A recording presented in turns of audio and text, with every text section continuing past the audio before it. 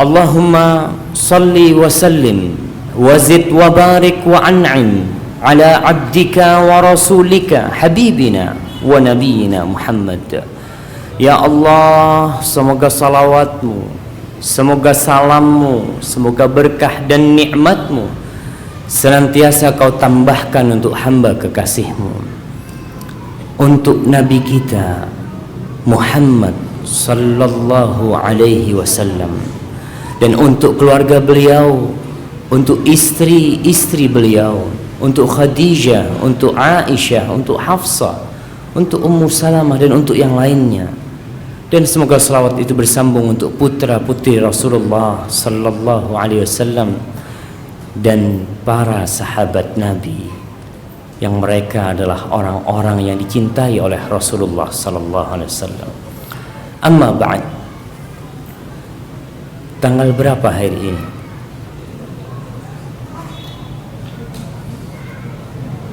Tanggal berapa jemaah? Anak kasih hadiah. Angkat tangan yang bisa jawab. Naam. Tanggal 20. Wah. Tanggal berapa? 20. 20 apa? 20 Rabiul Awal. Tahunnya? 1436. Masya Allah. Betul jemaah? Hah? Betul atau salah?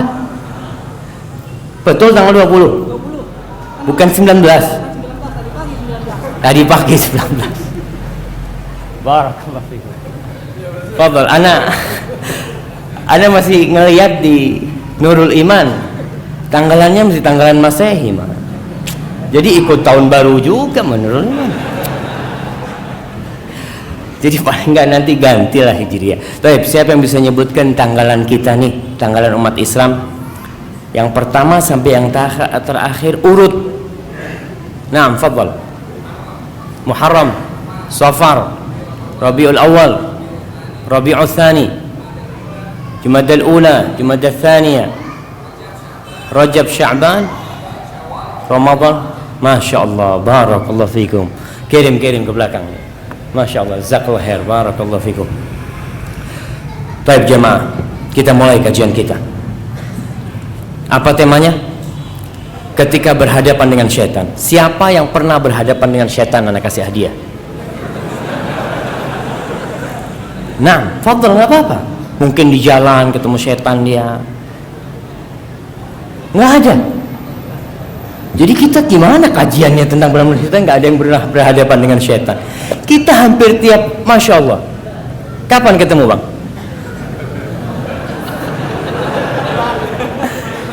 Kemarin malam. Masya Allah, nggak apa-apa. Kasih hadiahnya. Kasih hadiahnya, masya Allah. Gede apa kecil yang? Kecil. Masya Allah, masya Allah. Kita ini tiap hari berhadapan dengan syaitan, jemaah. Tiap hari. Manusia adalah makhluk yang beradab, masya Allah. Allah ciptakan manusia ini santun, lembut, bersahabat. Tapi terkadang bagaimanapun baiknya dia, masih ada saja yang membenci dia, yang memusuhi dia. Bahkan musuh terbesar kita siapa? Syaitan. Rasulullah sallallahu alaihi wasallam adalah manusia yang paling baik, yang paling santun alaihi salatu wassalam, tapi masih ada yang memusuhi beliau. Bagaimana nih kita kalau berhadapan dengan musuh-musuh seperti itu? Salah satunya syaitan. Dan musuh kita semuanya syaitan. Allah subhanahu wa ta'ala berfirman di dalam surah Al-Baqarah ayat 168-169, Ya ayyuhalladzina amanu kulu mimma fil ardi halalan tayyiba. Wahai orang-orang yang beriman, makanlah kalian dari apa yang ada di bumi Allah ini yang halal dan yang tayyib. Ingat nih, tidak semua yang kita lihat indah itu halal. Tidak semua yang kita terima dan masuk kantong kita itu halal. Dan terkadang tidak pula yang halal itu thayyib. Jamaah, kulitnya durian halal apa enggak? Tapi kalau ada teman anak mau makan kulit durian gitu kan, bahaya dia. Jadi ada hal-hal kita harus memilih dan insya Allah semua yang halal itu akan menjadi thayyib buat kita. Kemudian Allah mengatakan wala tattabi'u khutuwatis syaitan. Kalian jangan mengikuti langkah-langkah syaitan. Kenapa? Allah mengatakan innahu lakum aduwwum mubin. Tuh syaitan itu musuh. Namun terkadang kita melihat ada orang yang berjalan sama musuhnya. Kebayang nggak antum? Antum punya musuh nih. Rumahnya umpamanya di utara rumah antum. Ketika dia lewat depan rumah antum, antum akan masuk. Ini musuhnya, anda nggak mau berpapasan sama dia, anda nggak mau.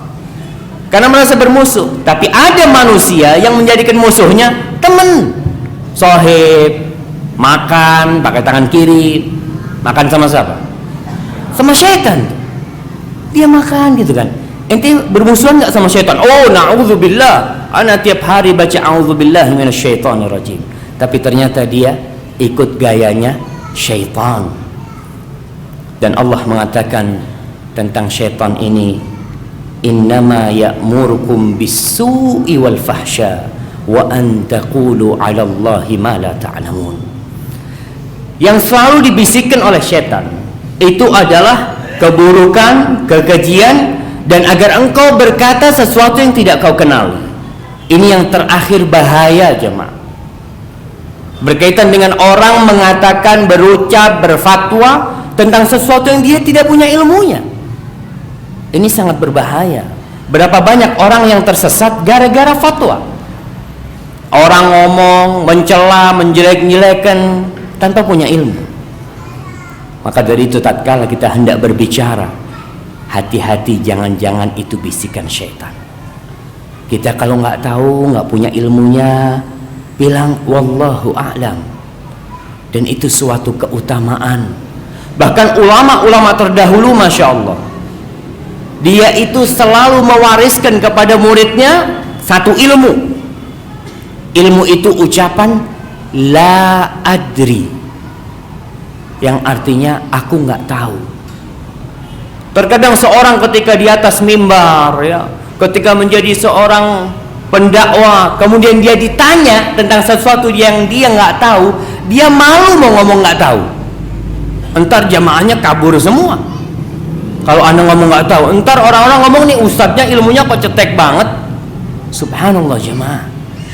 Tatkala kita menyampaikan agama Allah itu bukan karena kita mengharapkan orang-orang itu senang sama kita. Kita sampaikan. Dan kita bakal dimusuhin. Bakal dimusuhin sama manusia. Dan kita lihat Allah Subhanahu wa taala menjelaskan tentang para nabi, dan mereka adalah orang-orang yang paling baik dan banyak musuhnya. Musuhnya itu setan semuanya, tapi ada dua jenis. Sebelumnya, apa beda setan, iblis, jin? Nah, fadhal. Kalau iblis Allah hanya menciptakan satu. Dan itu adalah dari kalangan jin. Sedangkan jin Allah menciptakan hanya manusia dan jin. Jin yang bersifat menentang kepada Allah dan neraka adalah setan. Itu manusia? Manusia yang bersifat menentang kepada Allah juga termasuk setan. Setan, masya Allah, barakallahu fiik. Fadhal, fadhal. Nah. Iya, iblis termasuk anggota dari jin. Dia salah satu dari jin. Dan dia tercipta dari api seperti jin yang lainnya tercipta dari api. Adapun setan, setan itu bisa jadi manusia, ada setan. Kita kalau melihat anak-anak yang bandel, kadang-kala keluar dari lidah kita apa? Setan nih. Nah, Allah menyebutkan hal itu. Pertanyaan selanjutnya, siapa istri iblis?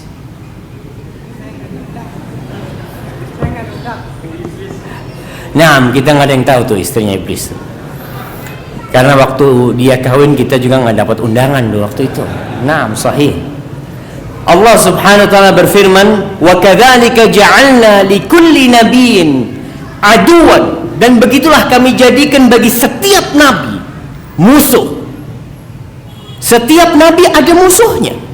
Siapa musuhnya? Syayatinal insi wal jinni. Setan-setan dari bangsa manusia dan setan-setan dari bangsa jin.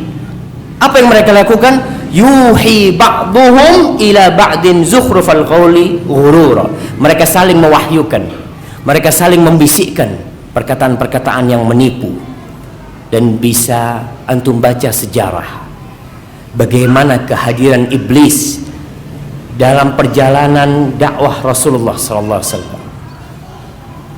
Ketika perang Badar, iblis ikut nggak? Ikut dia bersama setan-setan di sana. Dan para malaikat turun pun di sana. Ketika perang Uhud, iblis pun hadir di sana. Tatkala kaum muslimin dapat memukul mundur orang-orang kafir Quraisy. Perang Uhud itu tahun berapa dan berapa jumlah tentaranya? Naam, fadhal syabab. Naam, yang belakang sana. Tahun 3 Hijriah 700 melawan 3000. Masya Allah, anak kasih baju antum apa? Antum kirim ke belakang sana. Namun tatkala sebagian sahabat ada yang tergoda melihat seakan-akan mereka sudah menang, sebagian turun dari pos pengamanan bukit kecil yang ada di sebelah gunung Uhud. Akhirnya mereka mengumpulkan harta rampasan perang bersama sahabat yang lain. Khalid bin Walid menyerang dari belakang dan dihantam dari belakang. Orang-orang kafir itu sudah lari menuju Mekah, lari terbirit-birit mereka. Di situ iblis menjerit, "Ai ibadallah muakhkharakum." Wahai hamba-hamba Allah, kata iblis, lihat belakang kalian. Mereka tatkala melihat ke belakangnya, ternyata umat Islam diserang sama Khalid bin Walid. Maka tentara kafir Quraisy ikut berkumpul di sana. Ketika acara pembunuhan Rasulullah SAW, konspirasi untuk membunuh Rasulullah SAW, iblis hadir di sana. Ma'asyiral muslimin rahimakumullah. Jadi kita benar-benar memiliki musuh dari bangsa jin dan manusia. Bagaimana sikap kita menghadapi kalau yang musuhnya itu setan? Ada beberapa cara. Yang pertama, dari bangsa jin ya, setan yang dari bangsa jin. Kita akan bicara yang pertama dulu, baru kita akan masuk kepada yang kedua nanti. Kalau musuh kita itu setan manusia, setan yang kelihatan. Ada setan yang tidak kelihatan, ada setan yang nampak wujudnya. Kita selalu berjumpa dengan dia. Dan kalau antum bertakwa kepada Allah Subhanahu wa taala, tuh setan yang nggak kelihatan takut sama antum. Setan itu kalau berpapasan sama Umar bin Khattab cari jalan lain. Padahal Umar nggak kelihatan dengan setan, tapi setannya yang kelihatan dia takut. Subhanallah. Itu keutamaan Umar bin Khattab radhiyallahu taala anhu. Cara yang pertama adalah sebagaimana tadi disampaikan, berta'awud, mengatakan a'udzu billahi minasyaitonir rajim. Allah mengatakan wa imma yanzaghannaka minasyaitani nazghun. Kalau kau tuh ada yang menggodamu, membisik-bisikkan yang buruk, yang mau menyesatkanmu, apa kata Allah? Fasta'id billah, maka kau berlindung kepada Allah Subhanahu wa taala. Setan ini dari api, tabiatnya kasar, membakar dia itu. Tidak ada cara yang bisa menaklukkan dia kecuali berta'awud kepada Allah Subhanahu wa taala. Innahu huwas samiul alim.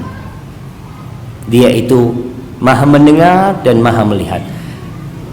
Lihatlah beberapa amalan yang kita diperintahkan untuk membaca a'udzubillah. Apa saja? Ketika membaca Al-Qur'anul Karim, kita mau baca Quran, kita mau berzikir nih, disuruh berta'awud. Karena setan turut hadir di sana.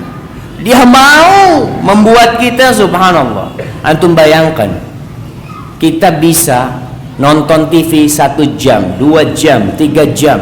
Kita lihat orang-orang bisa main game berjam-jam. Orang-orang bisa di depan komputer buka internet berjam-jam. Pas pegang Al-Quran, 5 menit udah ngantuk. Subhanallah. Karena setan itu hadir di sana. Maka Allah mengatakan, fa idza qara'tal Qur'an fasta'id billah. Kalau kau hendak membaca Al-Qur'an, hendaklah engkau berlindung kepada Allah minasyaitonir rajim, dari syaitan yang terkutuk.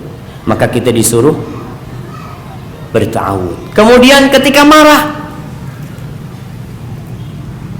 setan hadir, dan kita lihat bagaimana orang kalau marah itu gelap. Dia mengatakan kata-kata yang buruk bahkan kepada orang yang dia cintai. Karena setan turut hadir di sana. Maka ketika kita hendak marah, terpancing emosi kita, ada orang yang na'udzubillah, kita langsung katakan a'udzubillah minasyaitonirrajim. Ini bisikan-bisikan setan. Dan itu ajaran Rasulullah sallallahu alaihi wasallam. Kemudian tatkala ada was-was, kita berta'awudz. Salat ada bisikan-bisikan buruk, terkadang kita salat na'udzubillah ke timur, ke barat pikirannya, fasta'id billah minasyaitonirrajim. Ketika mimpi buruk, orang kalau mimpi buruk adabnya apa?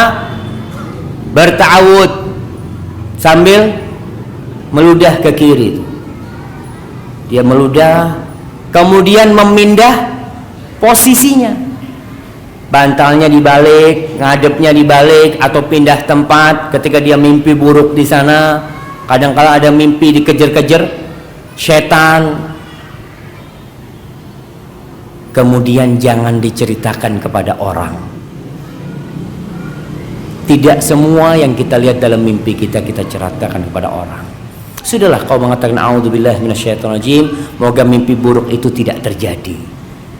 Karena kalau kita cerita, nanti ada orang yang nakut-nakutin kita, sehingga kebayang-bayang tuh kita dengan mimpi kita. Maka ingat, tatkala kondisi seperti itu, kita dianjurkan untuk berta'awudz. Yang kedua, baca bismillah untuk berhadapan dengan syaitan ini. Itu senjata kita.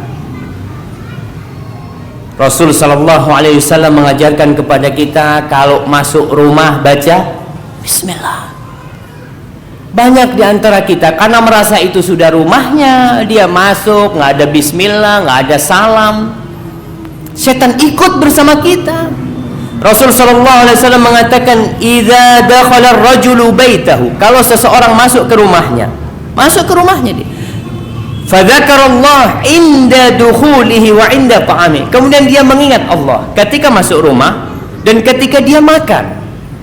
Qala syaitan, maka syaitan akan berkata pada waktu itu, la mabita lakum wala asya, malam ini kita nggak bisa tidur di rumah fulan, dan kita nggak bisa makan, habis malam ini jatah kita. Apa berarti di dalam rumah kita nggak ada syaitan yang bakal ganggu kita? Ada yang sudah nungguin kita di rumah tuh, yang di luar nggak bakal ikut, tapi mungkin dia sudah menunggu di dalam rumah. Karena dia akan terus menggoda kita dan tidak pernah berhenti menggoda kita. Kemudian Rasul SAW mengatakan, kalau dia itu nggak baca bismillah ketika masuk, maka syaitan mengatakan adraktumul mabit, malam ini kita bermalam di dalam nih. Kemudian ketika dia makan nggak baca bismillah, maka di situ syaitan mengatakan kalian dapat makan nih. Maka hati-hati jamaah. Ajarkan kepada anak kita, kalau makan itu tidak bersama syaitan. Baca bismillah nak, makan dengan tangan kananmu nak. Yang jadi masalah kadang bapaknya makan minum dengan tangan kirinya, sehingga anak-anak itu makan minum dengan tangan kirinya. Subhanallah, terkadang saya itu bingung, kok ada orang makan dengan tangan kirinya, muslim. Jangan-jangan dia sudah menjadi anggota syaitan. Kemudian baca bismillah lagi nih. Ini masalah penting. Ketika mau mendatangin istrinya, ada seorang ustadz ngomong nih, kenapa banyak anak-anak sekarang durhaka? Kenapa banyak anak-anak yang narkoba, yang nggak taat, yang nggak patuh sama orang tuanya? Kata seorang ustadz mengatakan, mungkin bapaknya ketika bikin tuh nggak baca bismillah. Karena urusannya urusan sama setan ya. Dia itu sudah berjanji kepada Allah, la ughwiyannahum ajma'in, kata dia, aku akan sesatkan semuanya ya Allah, kecuali hamba-hamba pilihan Allah Subhanahu wa taala. Ya, kita harus menjadi hamba pilihan Allah Subhanahu wa taala. Kata Rasul sallallahu alaihi wasallam, "Lau anna ahadakum idza arada an ya'tiya ahlahu faqal bismillah." Ana mau tanya nih, yang udah nikah lama nih, mana nih? Masya Allah antum bang, apa doanya kalau datangkan istri bang? Bismillahi tawakkaltu ala Allah.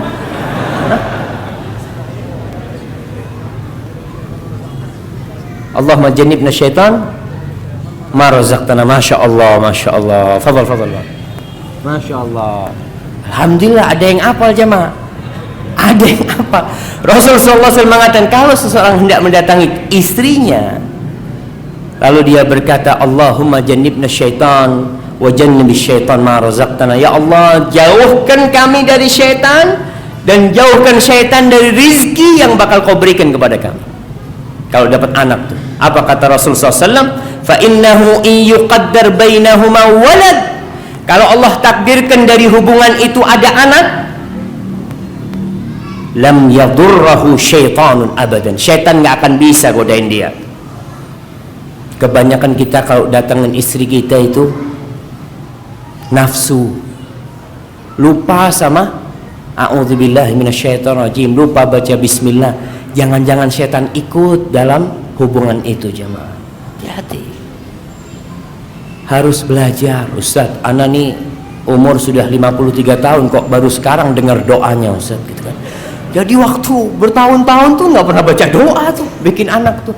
Maka hati-hati. Ini kita usaha bagaimana memperbaiki generasi agar mereka tidak menjadi tempat godaan syaitan. Ya baca bismillah ketika mendatangi keluarga. Yang ketiga, membaca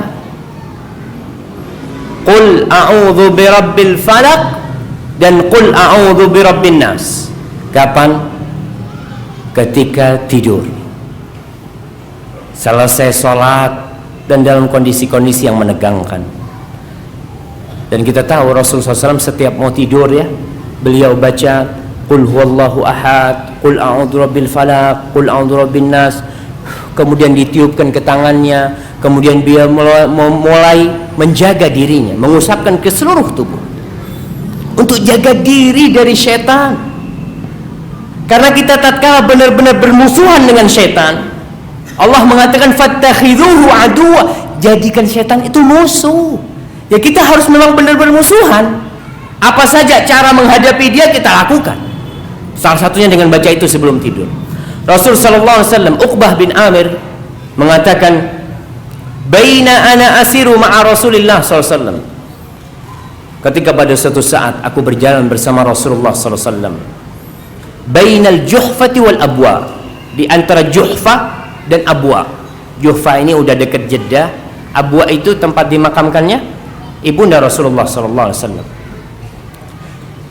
Id ghasyiyatna rihun wa dhulmatun syadid. Tahu-tahu ada angin yang kencang dan gelap gulita pada waktu itu. Faja'ala Rasulullah sallallahu alaihi wasallam yata'awwad.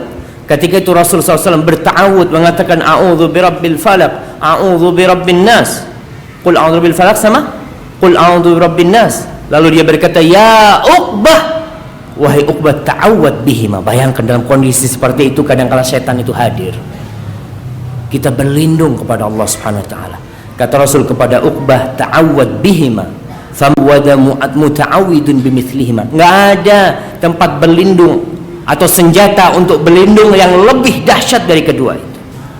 Hadis ini diriwayatkan oleh Imam Ahmad dan Abu Dawud. Maka dalam kondisi-kondisi itu ajarkan kita, kalau mau tidur sama anak kita ya, ajarkan mereka untuk membaca itu. Kemudian yang keempat, baca ayat kursi. Ini semua persenjataan jamaah. Kita mau perang nih harus siap-siap. Jangan cuma satu bawa tembak. Musuhnya lengkap peralatannya. Kita bawa tembaknya, kita bawa panahnya, katanya bawa semua persenjataan lengkap. Karena musuh kita ini musuh bebuyutan. Baca ayat kursi.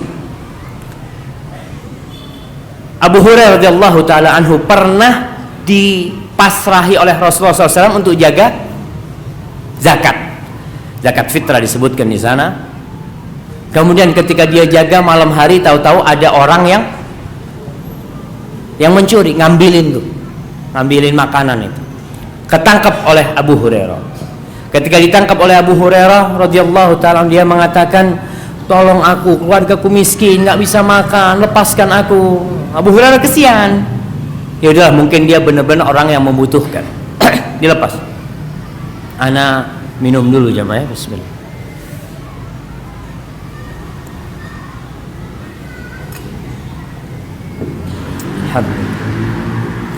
Kemudian dia laporan kepada Rasulullah keesokan harinya. Jamaah, ana lihat sebagian mulai merem dengarkan kajian. Masya Allah. Ustaz kecapean habis kerja Ustaz. Hati-hati. Salah satu tanda. Enggak lah, ana lanjutkan aja. Akhirnya Rasul SAW mengatakan bakal kembali nanti malam dia. Ya udah, karena Rasul mengatakan tuh bakal kembali orang itu, maka ditunggu sama Abu Hurairah. Betul tuh kembali. Tangkap lagi sama Abu Hurairah. Sama alasannya, lepaskan aku miskin, ya macam-macam. Dilepaskan lagi sama Abu Hurairah. Nabi mengatakan alaihi salatu wasallam, nanti malam dia datang lagi. Betul datang lagi. Kata Abu Hurairah radhiyallahu ta'ala, nggak ada sekarang. Nggak ada maaf buat engkau sudah. Aku akan serahkan kau kepada Rasul SAW. Kemudian orang yang ditangkap ini mengatakan, dia mengajarkan apa? Kau akan aku kasih amalan. Bayangkan, Abu Hurairah mau dikasih amalan sama orang yang nggak dikenal ini. Apa kata dia? Idza awaita ila firashika, kalau kau mau tidur nih ke tempat tidurmu, faqra ayatal kursi, maka bacalah ayat kursi. La yazala ma'aka minallahi hafid, akan tetap ada penjaga dari Allah yang menjaga, malaikat yang bakal menjaga. Wala yaqrabuka syaitan hatta tusbih, sampai pagi syaitan nggak bisa mendekat. Sampai pagi. Wah, dapat amalannya Abu Hurairah. Ya udah, dilepas.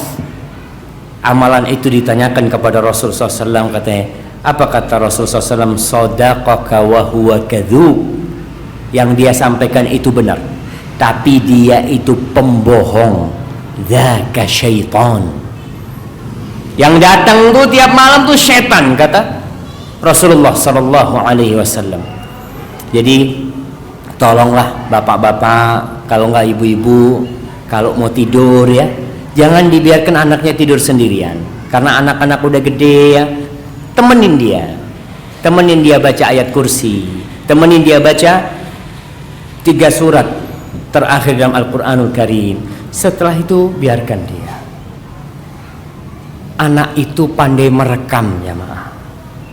Kita harus bekali anak kita bagaimana dia berhadapan dengan setan, tuh bekalnya. Insya Allah dengan itu anak kita akan tumbuh menjadi anak-anak yang saleh. Yang kelima, membaca 2 ayat terakhir di surat Al-Baqarah. Amanar rasulu bima unzila ilaihi min rabbihi wal mu'minun, sampai akhir. Baca itu. Kata Rasul sallallahu alaihi wasallam di dalam hadis Abi Mas'ud Al-Ansari, man qara'a hatainil ayatain min akhir suratil Baqarah fi lailatin kafatah. Barang siapa yang membaca 2 ayat ini di malam hari, 2 ayat akhir surat Al-Baqarah ini, maka itu cukup buat dia.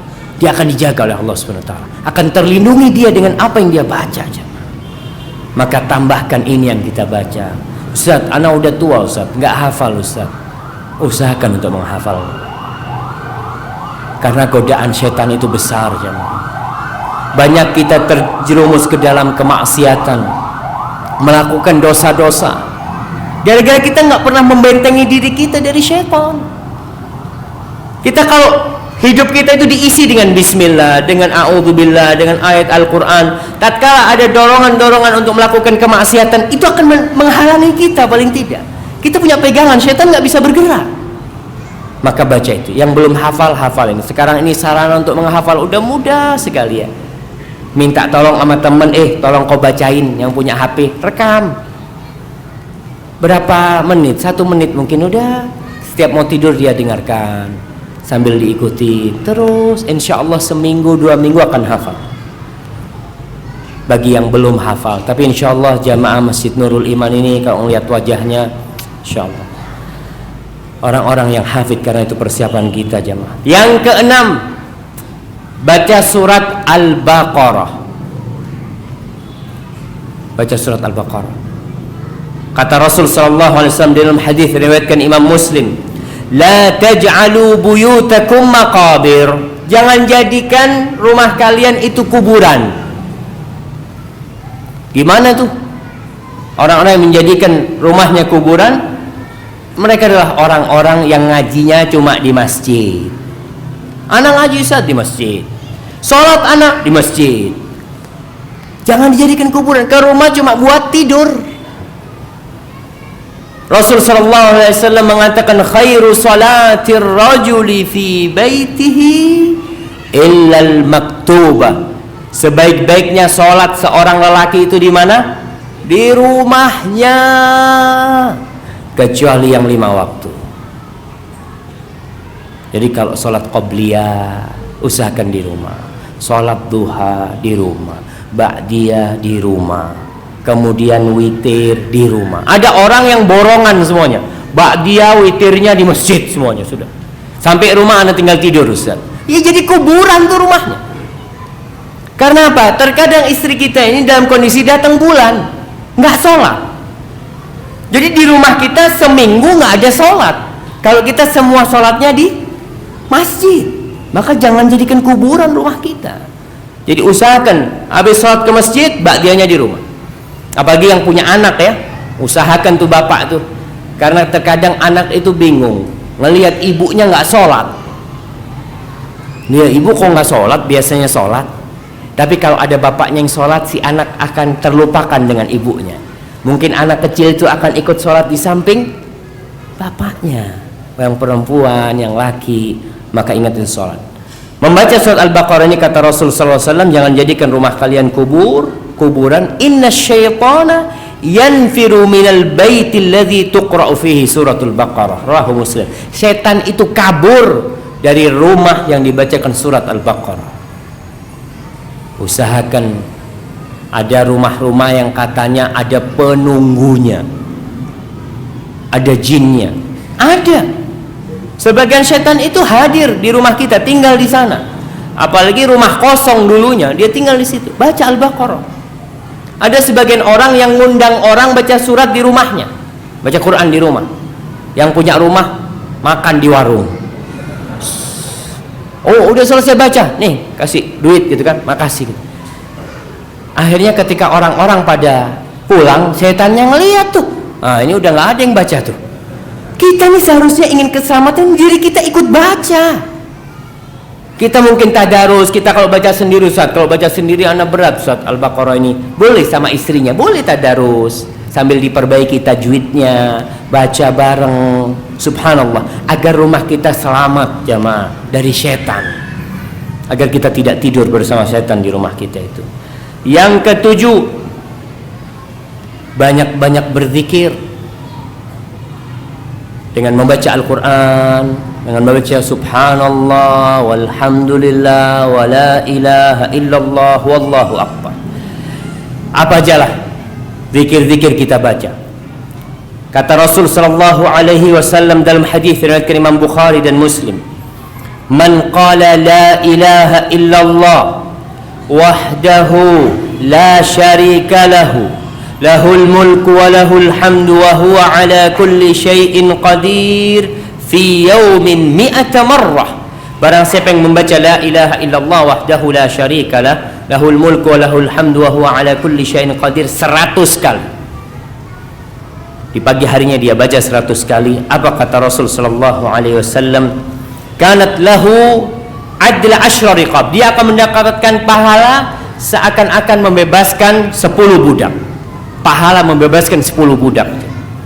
Bayangkan kita kalau membebaskan budak itu insyaallah dengan setiap sendi-sendi dia, organ-organ dia, Allah akan membebaskan tubuh kita dari api neraka dengan izin Allah Subhanahu wa taala. Kita baca itu 10 budak kita bebaskan. Wa kutiba lahu mi'atu hasanah, 100 kebaikan akan dicatat untuk dia. Wa muhiyat anhu mi'atu sayyi'ah, 100 dosa dihapuskan dengan membaca itu. Dan yang jadi tambahan, wa kanat lahu hirzan minasyaitan, itu bacaan akan menjadi benteng buat dia dari syaitan. Kehidupan Jakarta kehidupan yang sangat menakutkan jamaah. Makanya ketika antum mau keluar rumah ya pagi hari, selesai umpamanya sholat subuh, masuk rumahnya, sebelum berangkat kerja baca tuh, hitung 100 kali. Ngitungnya pakai tangan apa pakai tasbih? Usahakan pakai tangan, walaupun ada yang mengatakan boleh pakai tasbih sebagian ulama, tapi usahakan pakai tangan karena Rasulullah SAW menggunakan tangannya. Dan menggunakan tangan itu salah satu obat pikun. Obat pikun. Kenapa? Orang yang menggunakan tasbih itu tidak pernah menghitung. Otaknya itu nggak dibikin bekerja, diem aja otaknya.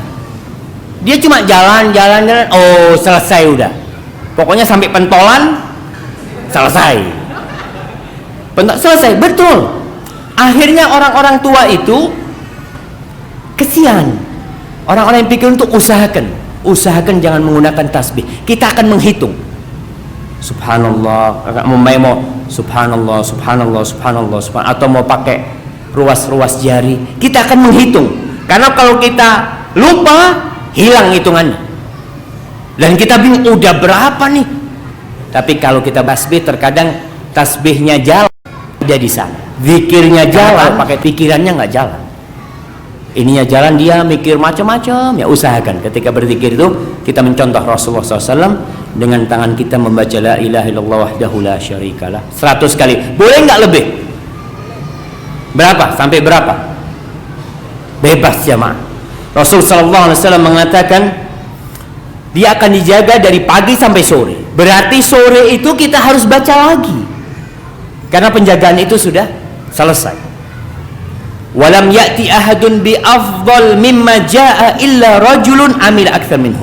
Dan tidak ada yang akan mendapatkan pahala lebih afdal dari amalan orang itu kecuali yang bacanya lebih banyak. Berapa bacanya? 200, 250, 1000. Boleh nggak 1000? Boleh jamaah. Dan sekali lagi usahakan kita itu istiqomah. Jangan cuma sehari, anak baca sehari, setahun nggak baca, pulang dari kajian ini, oh iya Ustaz lupa Ustaz, baca lagi. Usahakan kita istiqomah jamaah. Dan istiqomah itu kita harus pinta sama Allah. Doa yang diajarkan kepada Mu'adz bin Jabal oleh Rasulullah SAW apa? Di akhir salat, selesai salat, Allahumma a'inni ala dzikrika wa syukrika wa husni ibadatik. Ya Allah, bantulah aku ya Allah agar senantiasa berzikir, agar senantiasa mengingatmu, wa syukrika, dan agar aku pandai mensyukurimu, wa husni ibadatika, dan agar aku beribadah baik kepadamu. Yang ke-8, doa keluar rumah. Ada 2 doa keluar rumah. Siapa yang hafal? Anak kasih baju. Ya, masya Allah. Kayaknya yang di situ tuh. Nah, fadhal. Nah, Bismillah tawakkaltu 'ala Allah la haula wala quwata illa billah. Itu satu. Yang kedua? Oh, panjang, nggak pernah dibaca gitu kan? Nggak apa-apa, kasih hadiahnya. Barakallahu fikum. Jazakallahu khair. Baca, hafalin. Kita tiap hari keluar rumah. Rasul sallallahu alaihi wasallam di dalam hadis Anas bin Malik radhiyallahu taala anhu, "Idza kharaja ar-rajulu min baiti faqala bismillah tawakkaltu 'ala Allah la haula wala quwwata illa bajatu bismillah tawakkaltu 'ala Allah la haula wala quwwata illa billah." Insyaallah akan dijaga. Doa yang lain, Allahumma inni a'udzubika an adilla aw udalla aw azilla aw uzalla aw adlima aw udlama aw ajhala aw yajhal alayya. Kalau kita baca tuh doa yang diajarkan Nabi, setan itu nggak bisa apa-apa. Sampai dikatakan fayuqalu hina idin hudita wa kufita wuqita. Kau sudah dikasih petunjuk, kau sudah dijaga, kau sudah dicukupin. Tuh anak kita kalau mau berangkat keluar rumah, kita nggak tahu anak kita di sekolah bakal ketemu siapa, di jalan bakal ketemu siapa, kita nggak tahu. Orang tua nggak bisa mengawasin anaknya 24 jam. Maka ketika anaknya mau berangkat sekolah, nak baca dulu nak, baca dulu nak. Ibu takut nggak baca? Suruh baca dia, nanti akan terbiasa. Sampai anak kita yang kecil pun, yang TK, tapi biasanya kalau anak TK memang hafal. Kalau yang SD udah lupa semua biasanya. Maka kita ajarkan. Mungkin itu yang bisa kita berikan kepada dia agar menyelamatkan dia dari godaan syaitan. Suruh baca nih, kemudian silahkan berangkat. Kita akan bertawakal kepada Allah. Kemudian Rasul mengatakan, fayaqulu lahu, ada nanti perjumpaan syaitan dengan syaitan lain. Syaitan ini berteman juga, punya sohib. Dia ketika berjumpa, maka dia mengatakan, gimana nih sama orang nih yang udah dijaga, yang udah dicukupin, yang udah dikasih petunjuk. Ya udah, nggak bisa apa-apa. Hadis riwayatkan oleh Abu Daud dan Tirmidzi. Dan ingat, tiap hari dibaca jemaah. Mau masuk rumah baca bismillah, mau keluar rumah baca bismillah juga. Yang ke-9, doa kalau singgah ke sebuah tempat. Kita kalau singgah di sebuah tempat, terkadang ada orang yang kerasukan setan. Masuk ke situ tahu-tahu kerasukan setan, nggak baca doa. Rasul sallallahu alaihi wasallam mengajarkan kepada kita sebuah doa yang diriwayatkan oleh Khawlah bintu Hakim As-Sulamiyah, seorang sahabat wanita. Dia mengatakan, sami'tu Rasulullah sallallahu alaihi wasallam yaqul, aku mendengar Rasulullah sallallahu alaihi wasallam bersabda, idza nazala ahadukum manzilan falyaqul, kalau ada seseorang yang tinggal di suatu tempat, yang singgah di sebuah, dia mungkin di lembah atau di mana, falyaqul, hendaklah dia mengatakan apa doanya? Masya Allah, ana mau kasih yang di luar. Nah, yang keras nggak dengar mah, berdiri antum di sana. Tunggu tuh, ya. Masya Allah, ini nih, kirim ke belakang situ. A'udzu bikalimatillahi tammat min syarri ma khalaq. Apa kata Rasulullah SAW? Lam yadurrahu syai' hatta yartahil minhu. Nggak akan ada yang bisa membahayakan dia sampai dia meninggalkan tempat itu. Diriwayatkan Imam Muslim. Jadi nggak perlu ada sesajen-sesajen. Iya, kita lihat orang-orang di kampung itu kalau tinggal di sebuah tempat, dia minta keamanan dari penunggunya katanya. Kita lihat bagaimana media merekam acara-acara di Gunung Kidul, di Gunung mana lagi? Gunung Merapi. Ketika ada masalah, apa yang mereka lakukan? Mereka memberikan sesaji. Kok nggak minta sama Allah sih? Itu setan dan jin ciptaan Allah. Kalau Allah mau bikin mati-mati tuh. Tapi memang setan itu jin ya. Setan yang nggak kelihatan dari bangsa jin. Mereka telah menceritakan, wa annahu kana rijalun minal insi ya'udzuuna birijalin minal jinni fazaduhum rahaqa. Kata Allah menceritakan tentang kisah jin yang masuk Islam. Dia menceritakan ada di antara kelompok-kelompok manusia itu yang dia itu berlindung kepada kelompok-kelompok dari bangsa jin, maka ditambah ketakutan mereka.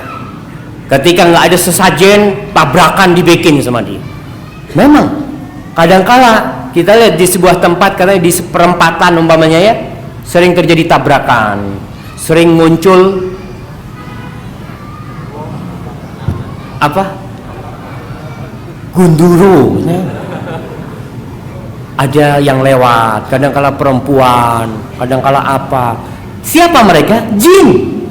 Apa kita datang bikin sesajen minta pertolongan sama jin? Na'udzubillah min dzalik.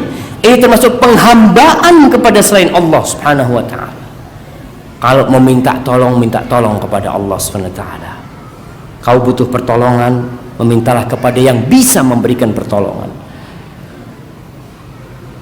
Maka baca a'udzu bikalimatillahi tamma min syarri ma khalaq. Yang ke-10, kalau menguap itu ditahan. Menguap apalagi waktu sholat, kalau nggak kuat nahan, tutup dengan tangan. Apa kata Rasul sallallahu alaihi wasallam dalam hadis riwayat Muslim, idza tatha'aba ahadukum fi shalah falyakzim mastata' fa inna syaitana yadkhul. Kata Rasul SAW, kalau seseorang kalian sholat kemudian menguap, tahan semampu dia, karena setan sedang masuk ke sana. Setan itu yajri min ibni Adam majrad dam. Setan itu mengalir ikut aliran darah, kata Rasul sallallahu alaihi wasallam, jamaah. Maka kita benar-benar harus bagaimana mempersempit gerak setan itu. Jadi semampu kita, kita tahan. Kalau nggak mampu, ditutup dengan tangannya. Kemudian yang keberapa? Ke-11, bersihkan rumah dari gambar-gambar yang bernyawa, dari patung-patung ya, yang sekarang orang-orang kadangkala kesukaannya itu koleksi patung-patung macam-macam. Na'udzubillah. Malaikat itu tidak masuk di rumah yang ada gambar-gambar bernyawa dan patung-patung itu. La tadkhul malaika fihi baitan fihi tamathil atau tasawir. Rawahu Muslim. Malaikat tidak masuk di rumah yang ada patung-patung dan gambar-gambar bernyawa. Maka usahakan kita menghilangkan. Ustaz, ana senang Ustaz sama patung-patung kecil-kecil koleksi. Ana nggak menyembah dia. Orang kan kadang berpikir, Ustaz, yang haram kan kalau ana minta sama patung itu. Para jamaah, hadis ini disampaikan oleh Rasul kepada siapa? Kepada generasi terbaik dari umat ini. Kepada mereka yang tauhidnya jangan ditanya. Hadis ini disampaikan oleh Rasul kepada Abu Bakar As-Siddiq, kepada Umar bin Khattab, kepada para sahabat yang di Masjid Nabawi di sana. Maka kita harus lebih takut. Nah, kita harus lebih takut. Jangan-jangan malaikat nggak masuk. Sebagian pelaku dosa mengatakan, ana pasang gambar-gambar memang supaya malaikat nggak masuk. Ada orang seperti itu. Yang nggak masuk itu malaikat rahmat. Kalau malaikat azab yang mencatat amalan, masuk terus dia itu. Dicatat, walaupun ada gambar apapun ada yang mencatat. Jangan berpikir kalau gambar rumahnya banyak gambar-gambar aman dia, nggak bakal dicatat amalannya. Dicatat jemaah. Kemudian anjing, hati-hati. Kita usahakan rumah kita nggak ada anjingnya. Anjing itu boleh di mana? Di kebun, untuk jaga ternak, untuk berburu, tapi jangan ditaruh di rumah, dipisahkan agak jauh ke rumah. Karena Rasul sallallahu alaihi wasallam mengatakan, la tashabul malaika rifqah fiha kalbun wala jaras. Akhrajahu Muslim. Malaikat itu tidak akan menemani suatu kelompok yang berjalan, di situ ada anjing dan ada apa? Jaros itu lonceng ya. Biasanya sapi yang dikasih kloneng. Ya, hati-hati kita meninggalkan hal itu jemaah. Wallahu a'lam bishawab. Karena ya ini yang terakhir. Tinggal berapa menit, Bang? Tinggal 3 menit. 3 menit sini. Masya Allah. Nah, tinggal 3 menit katanya jemaah. Jauhi tempat-tempat rumah-rumah kosong ya. Rumah-rumah kosong itu tempat tinggalnya setan. Tempat-tempat gunung-gunung yang nggak ada manusianya, di situ tempatnya setan. Kalau antum punya rumah lebih dari satu, sewakan, kontrakan, atau biar teman tinggal di situ. Kalau enggak, siapa yang bakal tinggal? Setan bakal tinggal di situ. Kadang kalau orang berpikir, kalau anak sewakan Ustaz, rusak nanti rumahnya Ustaz. Orang-orang kadang-kadang nggak perhatian sama rumah kalau nyewa itu. Memang ada yang seperti itu. Tapi lebih baik ditempatin manusia daripada ditempatin syaitan. Hadza sallallahu ala nabiyina Muhammad wa ala alihi washabbihi wasallam. Kita lanjutkan setelah salat Isya insyaallah.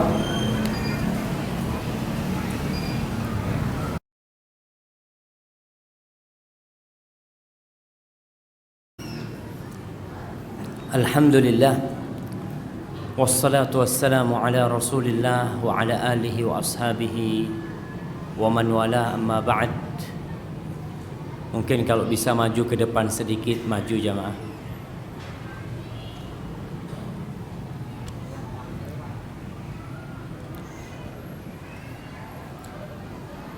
Tadi kita sudah membicarakan bagaimana cara berhadapan dengan syaitan, melindungi diri kita dari syaitan dan keluarga kita. Bagaimana kalau syaitannya ini dari bangsa manusia? Syaitannya ini pakai kopiah, pakai baju koko, Masya Allah. Gimana?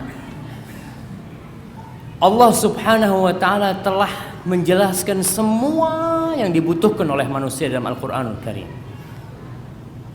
Dan dicontohkan oleh Rasulullah sallallahu alaihi wasallam di surat Al-A'raf ayat 199 sampai 200. Kemudian surat Al-Mu'minun ayat 96 97. Kemudian surat Fussilat ayat 34 sampai 36. Ini 3 tempat di dalam Al-Quran Karim yang menjelaskan kepada kita bagaimana cara menghadapi setan dari bangsa jin atau dari bangsa manusia. Adapun kalau dia itu dari bangsa manusia, Allah subhanahu wa ta'ala mengatakan khudhil afwa wa'mur bil urfi wa'arid 'anil jahilin. Kata Allah, maafkan. Kalau ada setan dari manusia yang menggodamu, yang menyakitimu, yang mencelamu, maafkan. Khudhil afwa wa'mur bil urfi. Menyuruhlah kepada kebaikan. Kemudian wa'arid 'anil jahilin. Ada orang-orang yang dimaafkan tapi tambah jadi. Wa'arid 'anil jahilin, jangan diladeni. Kalau setannya dari bangsa manusia, jangan diladeni, maafkan malah. Jadi kalau ada orang yang umpamanya dia mencela kita, menjelek-jelekan kita, bagaimana sikap kita? Maafkan dia. Terkadang ada orang datang kepada kita, dia itu melaporkan tentang si fulan yang ngomongin kita. Tuh, anak tadi duduk sama fulan itu ngomong kalau ente itu ini itu macam-macam. Yang mana yang setan jemaah? Tuh yang bawa berita nih, hadza namam. Maka kita ketika mendapatkan orang seperti itu, kita katakan ittaqillah. Kau bertakwalah kepada Allah Subhanahu wa taala. Nih hadiah buat temanku itu. Kasihkan hadiah. Jangan diladenin jamaah. Kalau kita meladeni, ada orang mencela kita, dia mengatakan kau ini A. Kalau kita ladenin, kita akan ngomong apa? Kau itu A, B, C, D, E. Dia balas lagi sampai Z, udah habis, tinggal tangan. Itu kalau setannya dari bangsa manusia, kita disuruh untuk tidak meladeni dia, bahkan memaafkan dia. Di surat Al-Mu'minun Allah mengatakan idfa' billati hiya ahsan, balaslah dia dengan yang lebih baik. As-sayyi'ah, keburukan yang kita terima dari setan dari bangsa manusia, jangan dibalas dengan keburukan. Orang yang menyenggol kita jangan disenggol. Dia nyenggol kita, kita katakan maaf, afwan gitu ya, minta maaf, mungkin anak nggak sengaja atau gimana. Kemudian Allah mengatakan nahnu a'lamu bima yasifun, kita lebih tahu dengan apa yang mereka ucapkan, apa yang mereka gambarkan, kita lebih tahu. Tapi kalau kau menghadapi mereka, setan-setan dari bangsa manusia, baik itu muslim, non muslim terkadang yang menggoda kita, maka balaslah dengan yang lebih baik. Tidak sama jemaah, lebih baik. Kemudian kalau setan dari bangsa jin, wa qul a'udzubika min hamazatis syayatin. Di surat Fussilat Allah mengatakan wala tastawil hasanah wala sayyi'ah. Allah mengatakan kebaikan itu tidak sama dengan keburukan, tidak sama. Tapi apa kata Allah? Idfa' billati hiya ahsan. Tapi kalau kau mendapatkan keburukan dari setan manusia nih, balaslah dengan yang lebih baik. Subhanallah jemaah. Kita kalau baik sama orang yang memusuhi kita, diriwayatkan dari seorang ulama mengatakan inni uhayyi aduwi inda ru'yatihi. Aku kalau ketemu sama musuhku, aku akan memulai salam kepada dia. Assalamualaikum. Li'adfa'a syarra anni bittahiyyati. Agar keburukan-keburukan dia itu bisa hilang dengan ucapan salamku untuk dia. Jadi kalau ada orang memusuhi kita, jangan kita malah memusuhin dia. Udah, ucapkan assalamualaikum. Idfa' billati hiya ahsan. Allah menggambarkan bagaimana pengaruh sikap ini. Allah yang menciptakan manusia, tabiat manusia ini baik. Enggak seperti tabiat syaitan dari bangsa jin yang mereka dari api. Maka kita a'udzubillah minasyaitonir rajim. Allah mengatakan fa idzal ladzi bainaka wa bainahu adawatun ka'annahu waliyyun hamim. Itu permusuhan yang terjadi antara engkau dengan dia karena engkau membalasnya dengan cara yang lebih baik, seakan-akan engkau adalah teman akrab. Jemaah, subhanallah. Kayaknya masih harus masuk sedikit jemaah. Itu yang berdiri nggak dapat tempat di belakang. Oh, memang mau berdiri dia, nggak apa-apa jemaah. Kalau mau berdiri Enggak. Fadhal. Nah. Jadi sampai mana kita?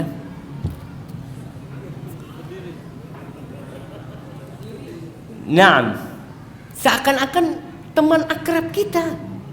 Yang awalnya bermusuhan, subhanallah. Antum lihat nih teman-teman akrab kita sekarang. Mungkin dulu dia musuhin kita.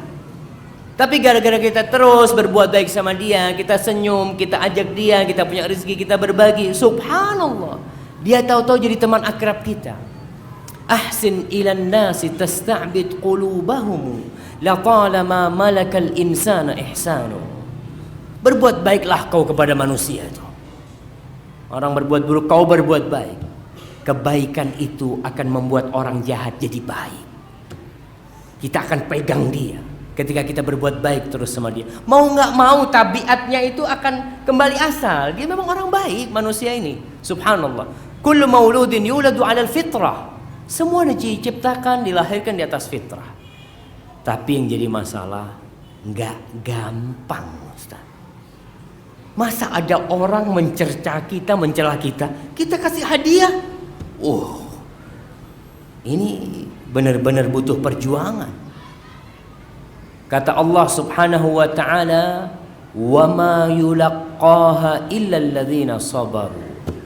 Yang bisa melakukan ini nih, yang bisa mendapatkan taufik dari Allah adalah orang-orang yang bersabar saja. Wa ma yulaqqaha illa dzu hadzin 'adzim. Yang bisa mendapatkan sikap ini jamaah adalah orang-orang yang mendapatkan keberuntungan yang besar. Bisa membalas keburukan dengan kebajikan. Rasul sallallahu alaihi wasallam mengatakan laisa syadidu bisur'ah. Bisur'ah, bukan orang yang kekar, yang kuat, adalah orang yang selalu mengalahkan orang lain. Kita kalau jagoan kan kita katakan yang mengalahkan orang lain, jagoan kampung mana? Tuh, nggak ada yang menang sama dia. Kata Nabi bukan itu yang dikatakan jagoan. Apa kata Rasul sallallahu alaihi wasallam? Walakinna syadid alladhi yamliku nafsahu 'indal ghadab. Tapi yang dikatakan jawara, jagoan adalah orang yang bisa menahan emosinya ketika dia marah. Nih jagoan beneran. Karena dia bisa melawan musuh di diri dia sendiri. Rasul sallallahu alaihi wasallam telah mengajarkan kepada kita bagaimana membalas keburukan orang dengan kebaikan. Ketika seorang lelaki masuk masjid, kencing di Masjid Nabawi jamaah, yang sholat di sana 1000 kali dari sholat di Masjid Nurul Iman, kencing di pojokan masjid. Kira-kira kalau ada yang kencing di pojokan Masjid Nurul Iman nih, apa yang akan kita lakukan? Subhanallah. Sahabat ketika melihat peristiwa itu marah mereka, bahkan ingin memukul orang ini. Apa kata Rasulullah SAW? Da'u, biarkan dia. La tuzrimu, jangan kencingnya diputus. Jangan kencing diputus, bukan ketika dia kencing, kencing di luar, enggak. Malah suruh biarin sama Nabi sampai selesai, sampai habis kencingnya. Subhanallah. Setelah selesai kencing, dipanggil sama Rasulullah SAW. Rasul ngomong dengan baik-baik. Ini rumah Allah untuk zikir, untuk sholat. Nggak boleh di rumah Allah kencing kayak gitu itu. Tadi teman-temanku, kata Rasul kepada orang Badui ini, dia mau mengasih pelajaran sama engkau.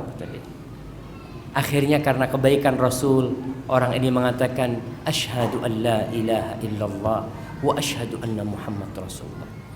Tatkala dia mendapatkan berita kalau sahabat-sahabat tadi mau ngasih pelajaran sama dia, dia berdoa, Allahumma arhamni wa Muhammadan wa la tarham ma'ana ahadan. Ya Allah, berikan rahmatku kepadaku dan kepada Muhammad saja, yang lainnya nggak usah dikasih ya Allah. Subhanallah. Karena dia mau dikasih pelajaran sama sahabat-sahabat. Tapi itulah, kita membalas dengan kebaikan, orang akan balik jadi baik yang awalnya dia mungkin berbuat buruk. Sahabat yang niat nih datang kepada Rasul SAW, dia mengatakan, ya Rasulullah, idzanli bizina. Ya Rasulullah, izinkan aku berzina. Bayangkan, orang kalau kita ngomong nih setan nih, masa minta izin berzina, nggak tahu zina haram gitu. Dia tahu hukumnya haram, maka dari itu dia datang untuk meminta izin agar bisa berzina. Sama para sahabat mengatakan mah. Lalu Rasul SAW mengatakan, udnu, sini kau mendekat kepadaku. Kemudian Rasul pendekatan dari hati ke hati. Beliau mengatakan alaihi salatu wassalam, atardahu li ummi, apa kau mau ibumu dizinain? Ya enggak Rasul.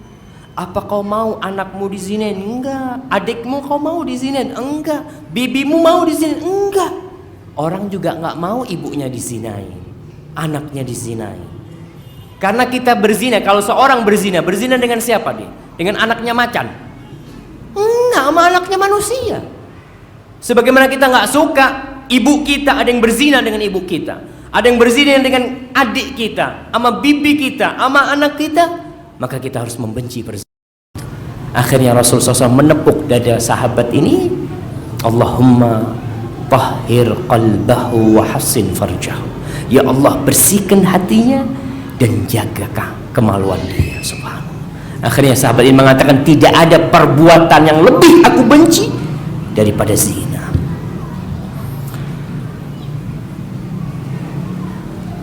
Udah habis ya ma. Tapi yang terakhir nih, kisah Thumamah. Thumamah ini salah seorang pemuka orang-orang kafir yang benci dengan Rasul sallallahu alaihi wasallam. Dia tertangkap oleh para sahabat, maka dibawa ke Madinah. Diikat di Masjid Nabawi, di tiang Masjid Nabawi diikat. Tiap hari dia ketemu Rasul sallallahu alaihi wasallam, melihat para sahabat sholat di masjid.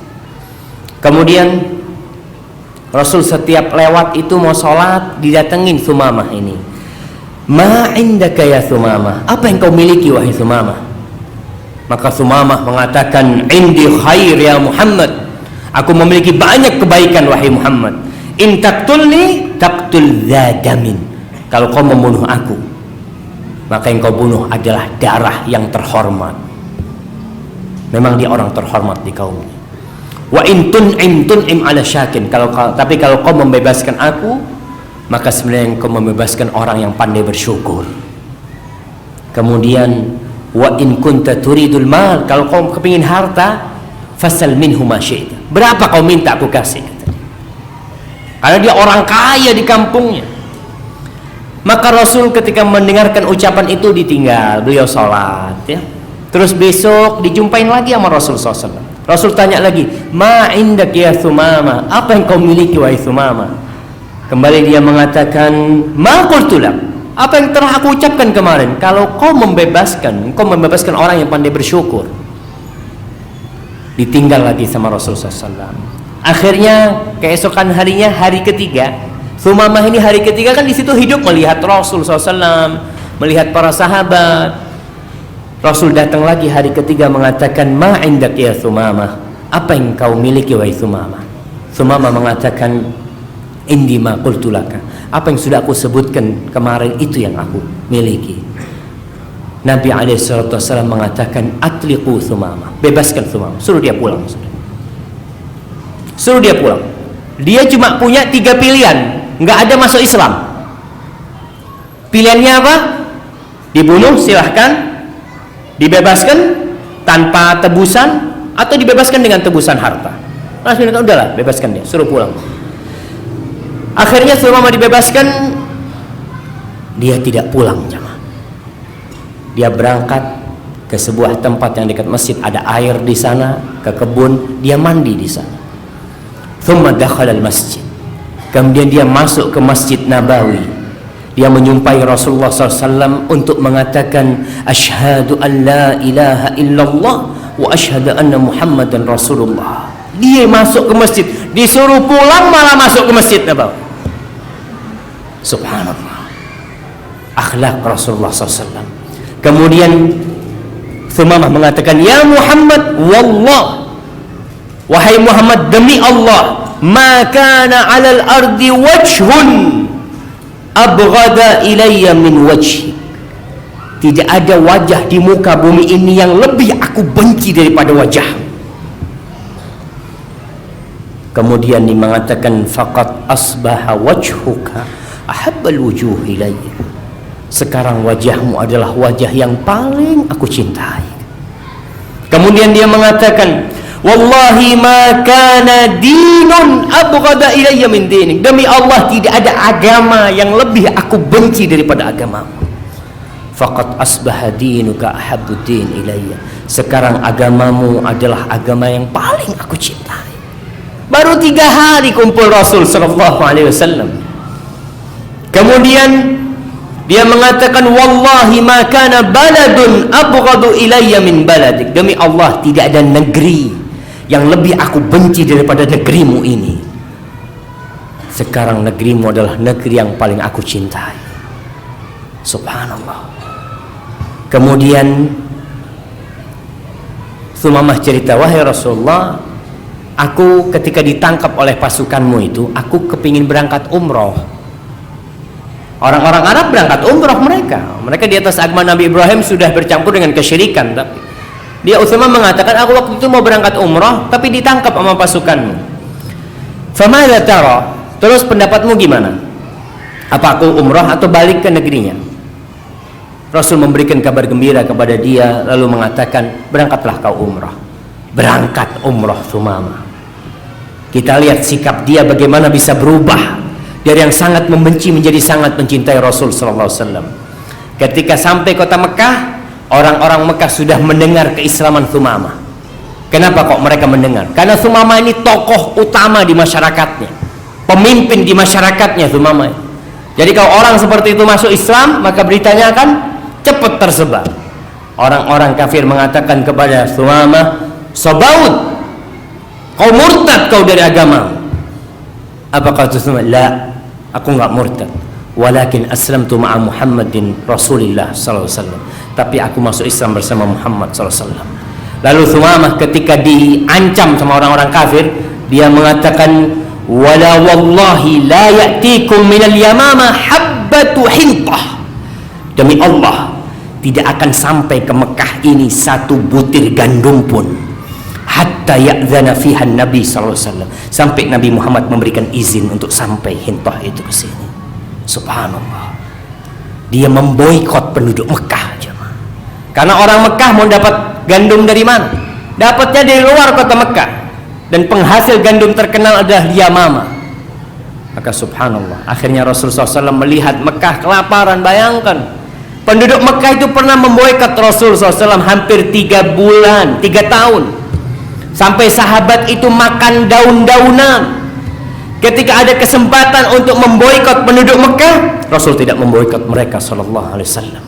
Bahkan ketika penaklukan kota Mekah ditaklukkan, kota Mekah jamaah yang mengusir Rasul sallallahu alaihi wasallam, yang membantai para sahabat-sahabat Rasul sallallahu alaihi wasallam, yang mereka mengusir Rasulullah sallallahu alaihi wasallam. Ketika beliau menaklukkan kota Mekah, beliau mengatakan, idhabu fa antumut talaqa, kalian bebas semua, silahkan kalian pergi, alaihi salatu wassalam. Begitulah bagaimana kita menghadapi syaitan dari bangsa manusia. Musuh dari bangsa manusia ini, kita harus dengan membalasnya dengan cara yang lebih baik. Wallahu a'lam shawab. Itu yang bisa kita kaji pada kesempatan kali ini. Kalau benar yang saya sampaikan itu dari Allah, kalau ada yang salah itu dari diri saya sendiri. Mungkin kita akan masuk ke pertanyaan. Bismillah.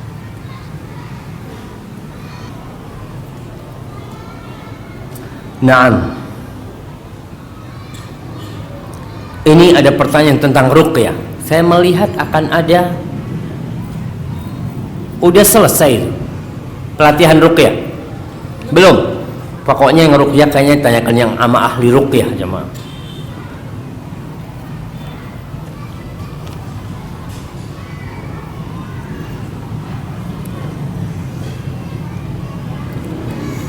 Nah, mohon penjelasan lebih detail larangan gambar-gambar yang bernyawa. Karena Anda pernah dengar dari sebagian ulama di Jawa, kalau foto manusia tidak apa-apa, yang dimaksud tidak boleh adalah lukisan bernyawa. Nah, kalau kita tahu di zaman Rasul SAW belum ada foto. Yang ada pada waktu itu kalau nggak melukis, mereka memahat seperti itu. Sebagian mengatakan foto itu beda sama melukis. Kalau melukis kan ada usaha manusia. Kalau foto itu kan sekedar seperti cermin. Tapi tetap kita lebih hati-hati, kita tinggalkan. Dan kalau punya foto jangan dipajang. Kalau memang boleh foto itu dipajang, apalagi foto orang-orang soleh. Banyak orang memajang fotonya ustadz atau siapa di rumahnya. Kalau memang boleh jamaah, pasti yang akan kita pajang adalah gambar Rasulullah SAW. Nggak ada. Lukisan orang dulu itu, pahatan orang dulu jauh lebih bagus dari orang sekarang. Mereka itu memang kerjanya bikin patung dulu. Kalau memang boleh untuk mengenang ya, kan tujuannya mengenang. Foto tujuannya untuk mengenang, lukisan tujuannya untuk mengenang juga. Usahakanlah, tinggalkan. Karena walaupun ada yang mengatakan boleh umpamanya, itu kan pendapat, tapi kita nggak tahu malaikat masuk nggak ke rumah kita. Jadi kalau ada foto, kalau memang perlu foto itu, tafadhol. Karena memang kita sudah di masa yang kadangkala sulit terhindar dari hal itu, tapi usahakan tidak dipajang foto itu. Wallahu a'lam bishawab.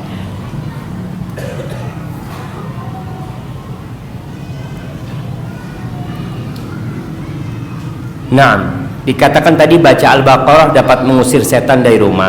Tanya bagaimana bila menjelang tidur bacaan Al-Baqarahnya dengan memutar CD dari malam sampai pagi, apakah setannya pergi juga? Insya Allah dia pergi, tapi antum kan ingin berkahnya, antum harus dengar juga. Mungkin setannya ada di sini nih, kita mau ngusir setan, kitanya tidur gitu kan. Kita dengarkan juga. Kalau kita setel pun itu memang setan tuh nggak bakal kuat dengan bacaan-bacaan itu, tapi usahakan kita juga ikut hadir di sana mendengarkan. Wallahu a'lam bishawab.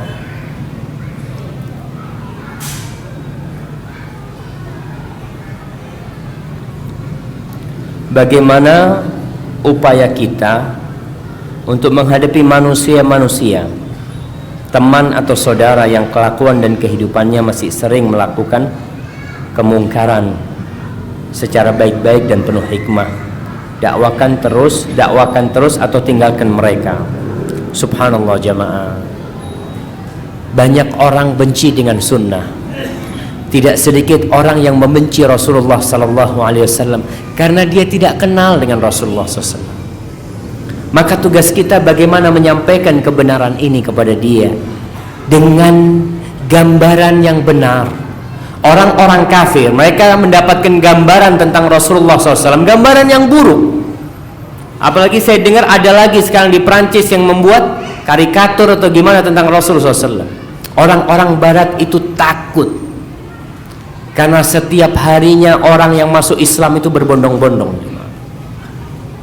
Karena mereka berusaha untuk menutupi kebenaran Islam. Yuriduna an yudfi'u nurallahi bi afwahihim wallahu mutimmu nurihi walau karihal kafirun. Orang-orang berusaha untuk mematikan cahaya Allah dengan ucapan-ucapan mereka, mengatakan Islam itu teroris, mengatakan Nabi kita SAW adalah yang seperti ini, yang seperti itu. Mereka ingin mematikan cahaya Allah. Nggak bisa tuh. Apa ada yang bisa menutup cahaya mentari ya ma? Dia hanya bisa menutup wajah orang ini dari cahaya mentari, tapi mentari tetap menerangi, dan suatu saat cahaya itu akan tembus ke sana. Wallah mutimmu nuri walau karihal kafirun. Jadi tadi kita punya saudara yang dia nggak ngerti, dia benci dengan al-haq, dengan kebenaran, mungkin karena memang nggak punya ilmu. An-nas a'da ma jahilu. Manusia itu akan memusuhi hal-hal yang tidak dia kenal, dan itu manusia. Insya Allah kalau dia kenal dengan cara yang bijaksana, antum katakan kepada dia nggak bisa lewat bawah, lewat atas, lewat samping, kasih buku, kasih hadiah, apalah. Tapi kalau dia tetap nggak mau lagi, doakan dia, doakan dia. Mudah-mudahan Allah membuka pintu hatinya.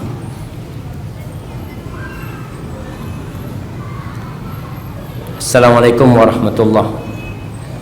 Assalamualaikum Ustaz, bagaimana kalau kita merasa berat untuk baca 100 kali La ilaha illallah wahdahu la syarikalah, apakah ada bacaan gantinya yang pahalanya sama seperti 100 kali La ilaha illallah? Ya, itulah semangat kita sudah mulai lemahnya. Berusahalah, banyak amalan-amalan. Baca subhanallah walhamdulillah wa la ilaha illallah wallahu akbar, itu termasuk dicintai Allah. Baca subhanallah wa bihamdihi subhanallahil azim.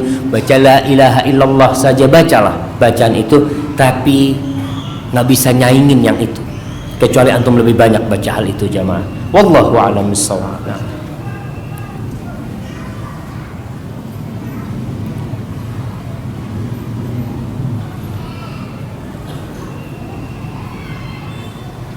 Nah, apakah waswas al-jahri dari syaitan? Apa maksudnya? Bagaimana mengobati penyakit ini? Saya sudah terkena penyakit ini, tapi alhamdulillah telah diobati. Tapi ada masa penyakit ini kumat. Apa nasihat Ustaz? Wallahu a'lam ya, apa maksudnya? Tapi yang jelas kita banyak a'udzubillahi minasyaitonirrajim ketika waswas ya. Ini ada pertanyaan, saya punya ibu sudah meninggal. Di masa beliau saya punya banyak salah sama beliau, dan lebih sedihnya saya nggak sempat minta maaf sampai beliau meninggal. Walau kakak saya sudah minta dari ibu saya untuk memaafkan anak-anaknya, dan ibu saya sudah mengiyakan. Akan tetapi saya tidak tenang, dosa-dosa sama ibu masih membayangi saya. Boleh tidak saya berdoa kepada Allah agar membuat ibu ridho terhadap saya di hari kiamat? Subhanallah. Jamaah, ridallah fi ridal walidain. Keridhaan Allah itu berada di keridhaan orang tua kita, dan kemurkaan Allah itu bergantung dengan kemurkaan kedua orang tua kita. Jamaah, kalau kita nggak bisa masuk surga dengan tiket yang ada di rumah kita, mau pakai tiket yang mana? Rasul sallallahu alaihi wasallam ragimam syaqiyun abdun adraka abawaihi au ahaduhuma fil kibar falam yadkhul jannah. Celaka orang yang mendapati orang tuanya, satu atau dua-duanya dalam kondisi sudah tua renta, tapi ternyata dia tidak bisa masuk surga lewat orang tuanya. Maka bagaimana kondisi antum berdoa? Doakan ibu antum, Rabbighfirli wali walidayya. Antum terus jangan berhenti berdoa, berbuat baik untuk ibu antum, dan semoga Allah membuat ibu antum ridha kepada antum nantinya. Wow. Pertanyaan, anak punya anak bayi, anak kecil di rumah, ada boneka-boneka untuk bermain anak-anak. Bagaimana hukumnya? Apa malaikat rahmat tidak masuk? Berkaitan dengan boneka, ada dispensasi untuk boneka ini. Karena Aisyah radhiyallahu taala anha main boneka di rumahnya, bahkan boneka apa yang dimainin oleh Aisyah? Kuda terbang. Ada kuda terbang, main-main sama teman-temannya Aisyah. Udah menikah sama Rasul sallallahu alaihi wasallam, karena dia memang masih kecil pada waktu itu. Boneka boleh, asalkan tidak dipajang.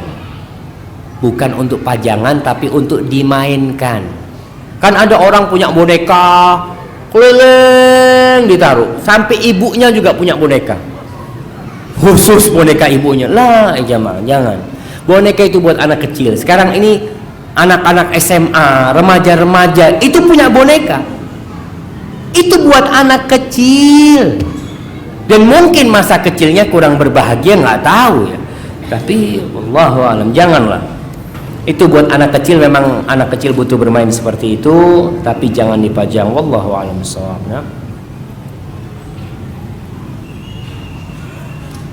Assalamualaikum Ustaz. Ana mau tanya berkaitan dengan fenomena saat ini di mana konter batu cincin lebih marak dibanding konter HP.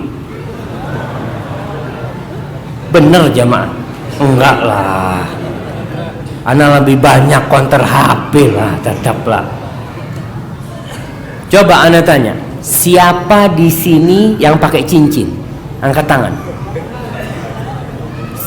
Sedikit. Yang bawa HP, semuanya bawa HP.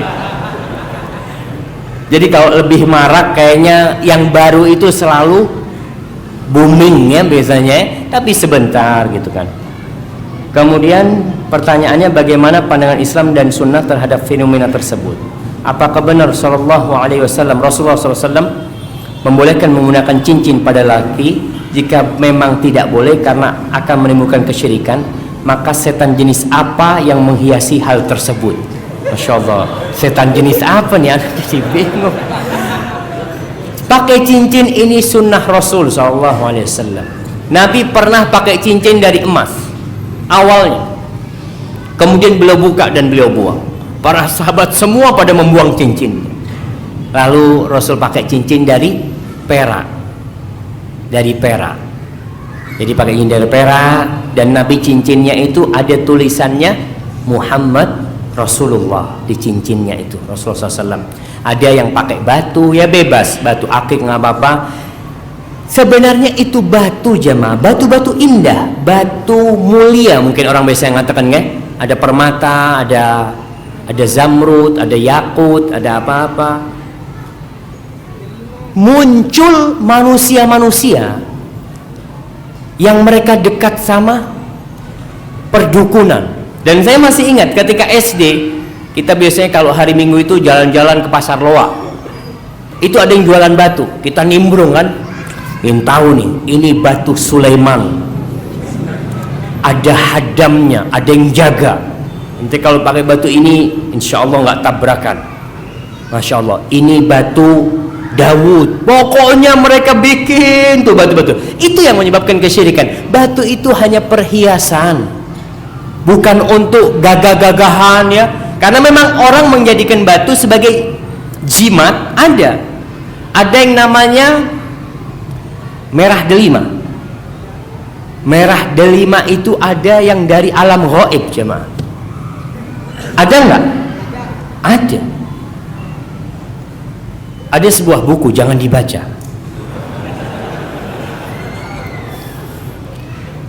Yuh, perlu disebutin nggak nama bukunya? Buku itu kitab kuning. Judulnya itu Mamba Usulil Hikmah. Dijual di toko-toko buku, di pasar-pasar itu. Pesantren-pesantren diajarkan.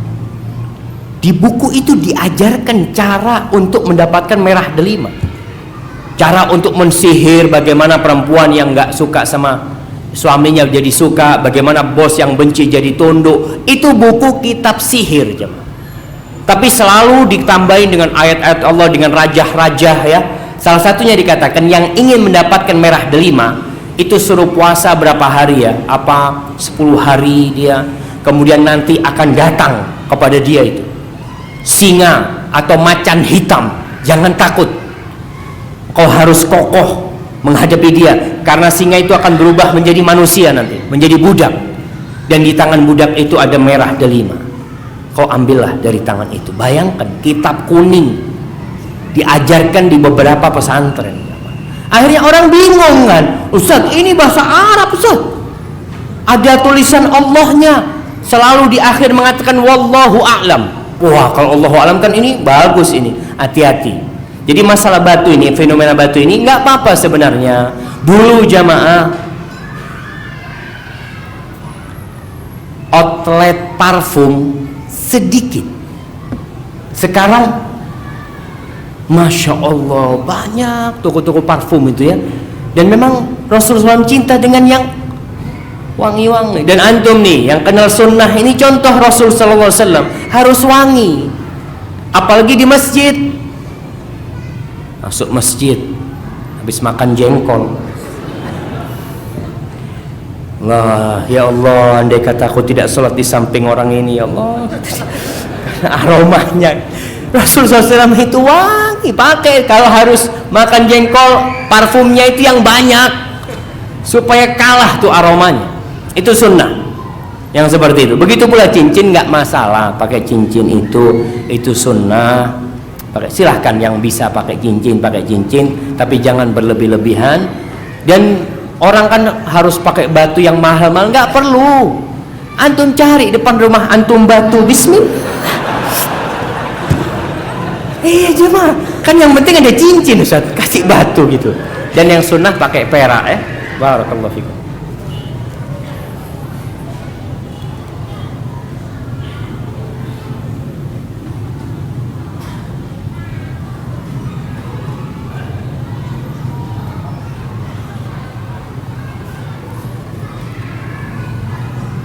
Nah, Ustaz, mana yang lebih penting, belajar akhlak dulu baru belajar ilmu, atau sebaliknya, belajar ilmu bersama akhlak ilmu? Dulu orang-orang belajar sama Imam Ahmad, mereka datang ke majelis, memang sebagian datang untuk belajar ilmu, tapi yang orang-orang awam itu belajar adab, belajar akhlak. Yang disampaikan Imam Ahmad selain hadis yang dicatat oleh mereka adalah hadis-hadis akhlak, dan perilaku Imam Ahmad adalah contoh buat mereka. Jadi antum belajar ilmu plus akhlak berilmu, karena jangan ilmunya kenceng akhlaknya nggak ada, jamaah, buruk. Ketika seorang berilmu akhlaknya buruk. Terkadang sebagian orang mengatakan, ya Allah, nggak dalam bayangan anak. Kalau ngelihat omongannya, masya Allah, tapi ngelihat perilakunya, na'udzubillah.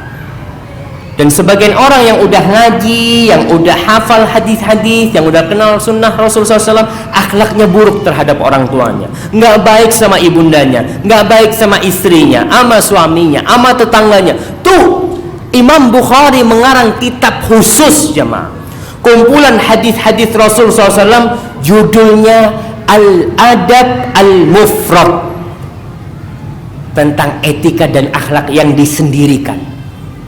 Ada ratusan hadis yang disampaikan beliau. Kita perlu belajar itu, jemaah. Tentunya akhlak yang pertama adalah akhlak kepada Allah Subhanahu wa Ta'ala. 3 menit lagi, jemaah, gitu ya.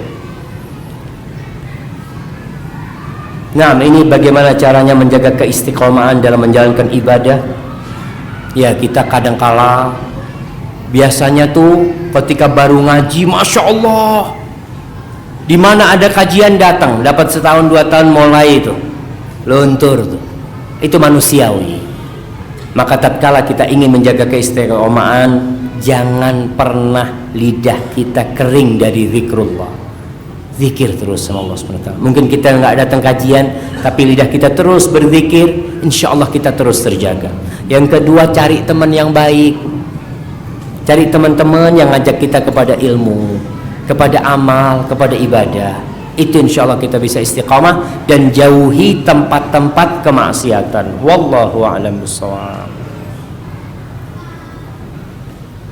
Nah, Ustaz, apakah orang yang mendalami sebuah ilmu kebatinan, tenaga dalam dan lain, terkadang ilmunya tidak masuk akal sehat, kebal, menyerupai hewan dan lain-lain, termasuk orang yang berkawan dengan setan dan jin? Nah, berkawan dengan setan dan jin. Dan saya sempat ceritakan kemarin ke tempatnya Ustaz Ahmad Zainuddin di Banjarmasin, kemudian kita ke Barabai, kita bertemu dengan teman-teman di sana. Orang-orang Dayak, mereka adalah orang-orang yang agamanya apa? Keharingan, ya, kepercayaan. Mereka menyembah jin. Ada seorang teman cerita waktu dia SMA dulu, dia itu berangkat ke sebuah perkampungan Dayak, ke gunung, jarak tempuhnya 2 hari jalan kaki, karena sungainya itu banyak, kira-kira ada 200 sungai yang mereka lewatin. Sebenarnya 1 sungai, tapi karena berkelok-kelok, ya, mereka harus melewati sungai itu. Sampai di sana dia ceritakan, malam hari nih, anak-anak itu masak kacang hijau, bubur kacang hijau. Datang tuh salah seorang di antara mereka. Dia lihat, ini enaknya makan sama apa, kata dia. Sama roti, kata dia. Kemudian dia ngomong, mau saya belikan roti, kata dia. Dia bingung nih, ini di gunung, jamaah, 2 hari orang itu nawarin mau beli roti. Bapak bisa? Bisa, saya belikan ke kota. Pakai apa, Pak? Ya, saya berangkat, kata dia. Mau ikut, kata dia. Kata dia, gimana caranya? Yang pertama caranya nggak boleh baca bismillah kamu. Dia bilang nggak boleh baca bismillah. Kalau baca bismillah saya nggak bisa terbang nanti, kata dia. Kemudian kamu pegang baju saya dan jangan lepas dan jangan noleh ke belakang. Kalau noleh ke belakang nanti ketinggalan di hutan kamu. Kata teman ini, wah nggak berani anak, nggak apa, bapak berangkat aja silakan. Ketika orang itu berangkat sama teman itu dicatat jam, hari, dan tanggal. Dapat 1 jam datang tuh roti panas-panas. Panas-panas roti datang. Makan mereka. Ketika balik ke kota, ke Barabai, dia datengin tuku roti. Karena yang punya tuku roti itu teman dia. Dia tanya, pada jam sekian, hari sekian, malam itu, ada nggak orang gunung datang ke sini? Iya, ada, kata dia. Anak bingung dia. Orang gunung datang ke sini malam-malam, kata dia. Subhanallah, itu jin. Dan kita harus menghamba kepada jin agar jin itu mau menolong kita. Maka orang-orang yang menghamba kepada jin, dia akan menjauhkan diri dari penyembahan kepada Allah Subhanahu wa ta'ala. Maka hati-hati. Kalau tadi dikatakan ada orang yang bisa berubah jadi hewan, sampai sekarang di Barabai sana masih ada yang namanya buaya jadi-jadian ada. Mereka kasih makan jin mereka itu. Dan kemudian kalau mereka mau mencuri, yang sekarang mungkin ada yang namanya babi apa? Babi ngepet, itu ada jin. Jin itu bisa berubah jadi ular, jadi apa? Itu kelebihan jin. Dan kita tidak boleh meminta tolong kepada jin. Kalau mau minta tolong sama siapa? Sama Allah Subhanahu wa ta'ala. Allah mengatakan, wa ma khalaqtul jinna wal insa illa liya'budun. Kemudian Allah mengatakan, wa annahu kana rijalun minal insi ya'udzuuna birijalin minal jin fazaduhum rahaqa.